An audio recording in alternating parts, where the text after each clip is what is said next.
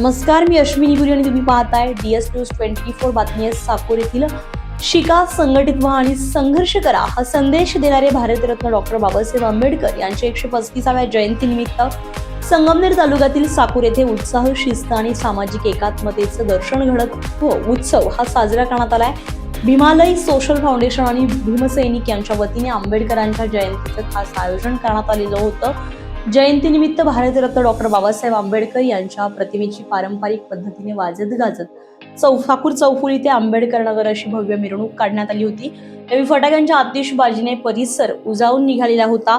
मिरवणुकीत आंबेडकरी अनुयायींसह सर्व जाती धर्माचे लोक सहभागी झालेले होते.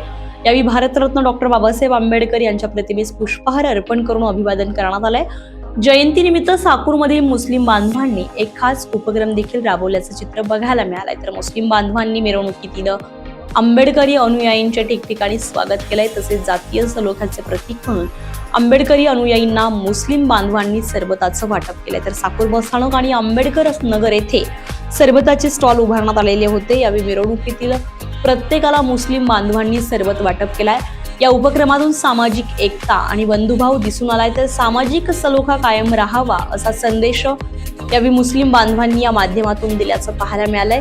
या प्रसंगी सर्व क्षेत्रातील मान्यवर, आंबेडकरी अनुयायी, हिंदू बांधव, ग्रामस्थ, महिला, युवक मोठ्या संख्येने उपस्थित होते.